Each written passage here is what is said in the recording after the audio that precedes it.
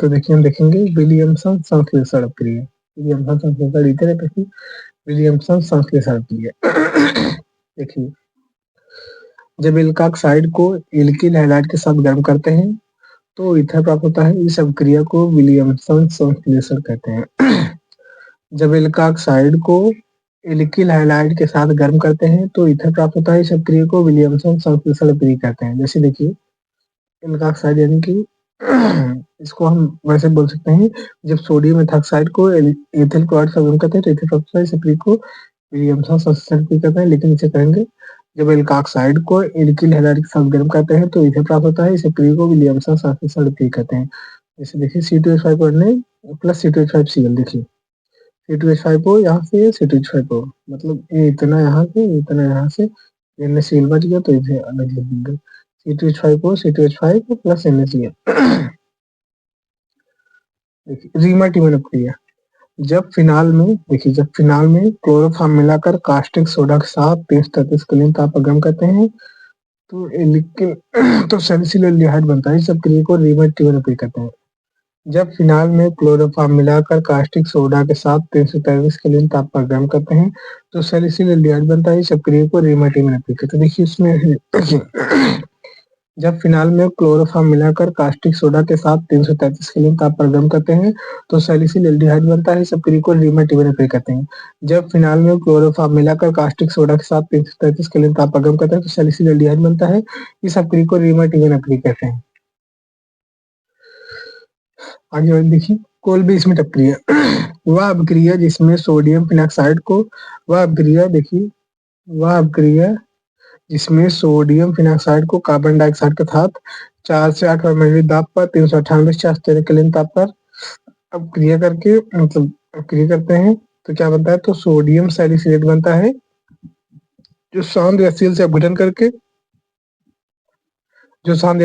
करके सैलिसिलिक अम्ल बनाता है।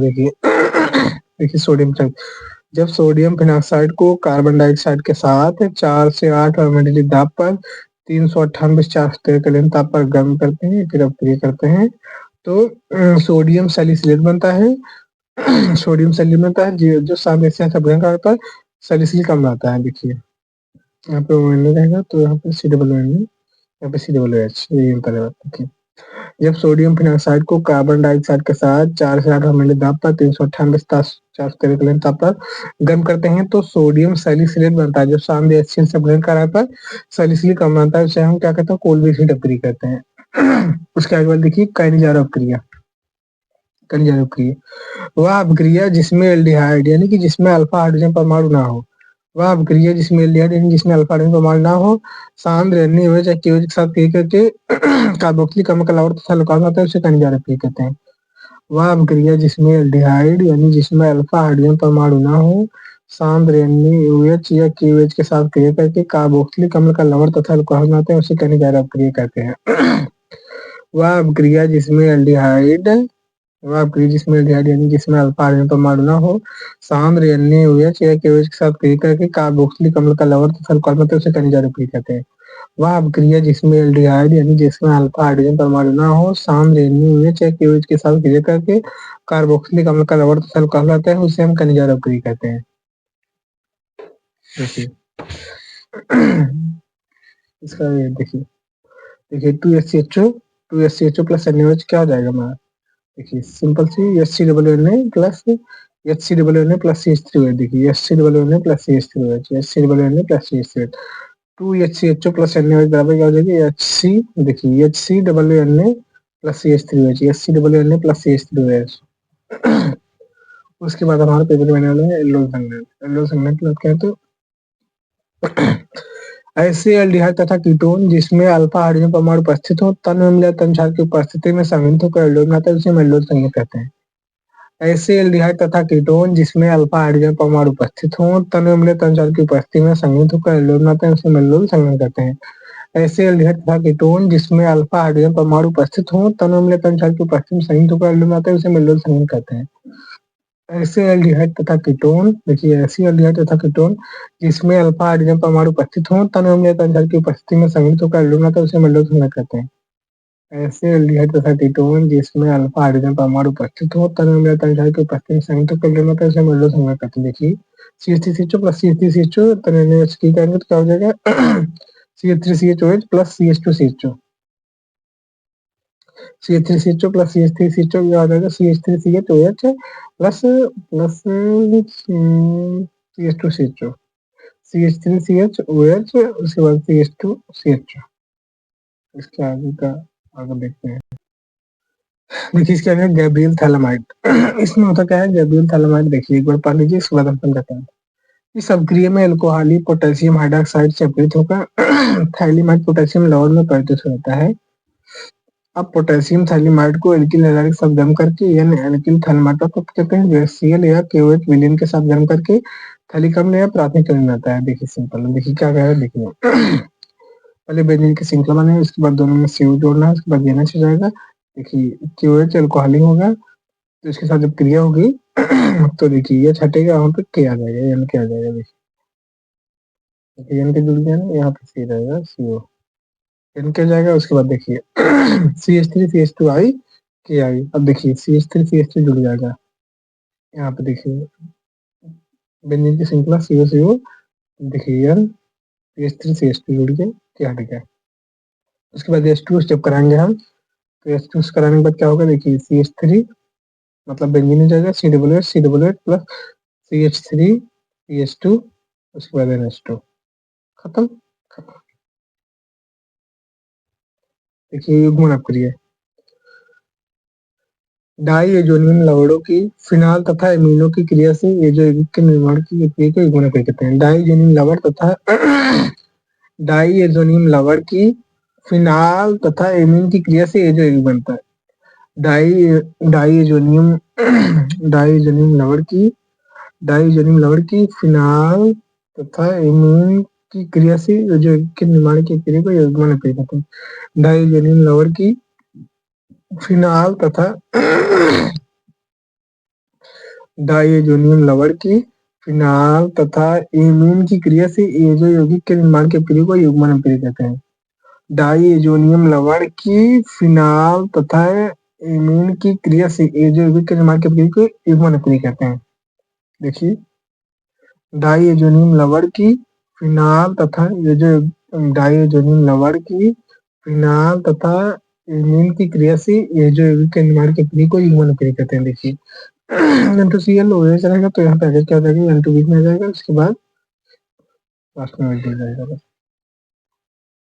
देखिए कार्बोनिल अमीन अपक्रिया बहुत सिंपल है। देखिए CH3NH2 का मतलब होता है प्राथमिक अमीन। जब प्राथमिक अमीन को क्लोरोफॉर्म तथा अल्कोहलिक KOH के साथ गर्म करने पर एल्किल आइसोसाइनाइड प्राप्त होता है, इस अभिक्रिया को कार्बोनिल अमीन अपक्रिया कहते हैं। जब प्राथमिक एमीन को क्लोरोफॉर्म तथा प्राथमिक एमीन को क्लोरोफॉर्म देखिए प्राथमिक एमीन को क्लोरोफॉर्म तथा अल्कोहलिक KOH के साथ गर्म करने पर, यानी कि यहाँ पे हीट लगा दीजिए। प्राथमिक एमीन को क्लोरोफॉर्म तथा अल्कोहलिक KOH के साथ गर्म करने पर एल्किल आइसोसाइनाइड प्राप्त होता है, इस अभिक्रिया को कार्बिल एमीन अपक्रिया कहते हैं। प्राथमिक एमीन को क्लोरोफॉर्म तथा अल्कोहलिक KOH के साथ गर्म करने पर प्राथमिक एमीन को क्लोरोफॉर्म तथा अल्कोहलिक KOH के साथ गर्म करने पर एल्किल आइसोसाइनाइड प्राप्त होता है, इस अभिक्रिया को कार्बिल एमीन अपक्रिया कहते हैं।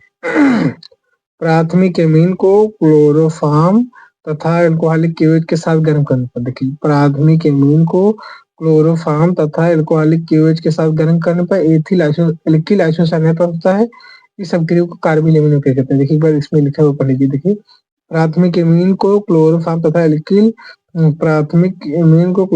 अल्कोहलिक KOH के साथ गर्म करने पर वही प्राथमिक एमीन को क्लोरोफॉर्म तथा अल्कोहलिक KOH के साथ गर्म करने पर एल्किल आइसोसाइनाइड प्राप्त होता है, इस अभिक्रिया को कार्बिल एमीन अपक्रिया कहते हैं।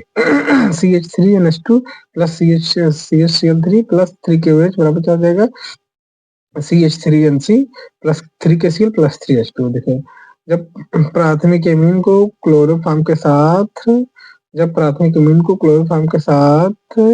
अल्कोहलिक KOH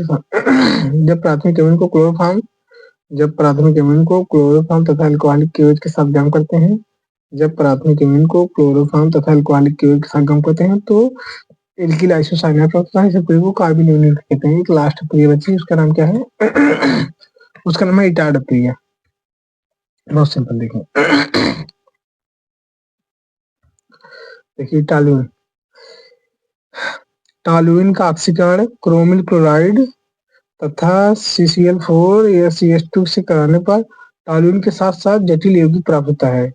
टॉलुइन के साथ जटिल यौगिक प्राप्त होता है जो, देखिए, जब टॉलुइन का ऑक्सीकरण क्रोमिल क्लोराइड तथा CCl4 या CH2 के साथ कराने पर टॉलुइन के साथ जटिल यौगिक प्राप्त होता है जो जल अपघटन पर बेंजील्डिहाइड बनाता है। इस अभिक्रिया को इटाड अभिक्रिया कहते हैं। देखिए, टॉलुइन का ऑक्सीकरण क्रोमिल क्लोराइड, टॉलुइन का ऑक्सीकरण क्रोमिल क्लोराइड तथा CCl4 या CH2 के साथ कराने पर टॉलुइन के साथ जटिल यौगिक प्राप्त होता है जो जल अपघटन पर बेंजील्डिहाइड बनाता है। इस अभिक्रिया को इटाड अभिक्रिया कहते हैं। टॉलुइन का ऑक्सीकरण क्रोमिल क्लोराइड, टॉलुइन का ऑक्सीकरण chromyl chloride CrO2 Cl2, toluene का ऑक्सीकरण क्रोमिल क्लोराइड CCl4 या CH2 की उपस्थिति CCl4 या CH2 के साथ कराने पर टॉलुइन के साथ जटिल यौगिक प्राप्त होता है जो जल अपघटन कराने पर बेंजील्डिहाइड बनाता है। इस अभिक्रिया को इटाड अभिक्रिया कहते हैं। देखिए, जब टॉलुइन का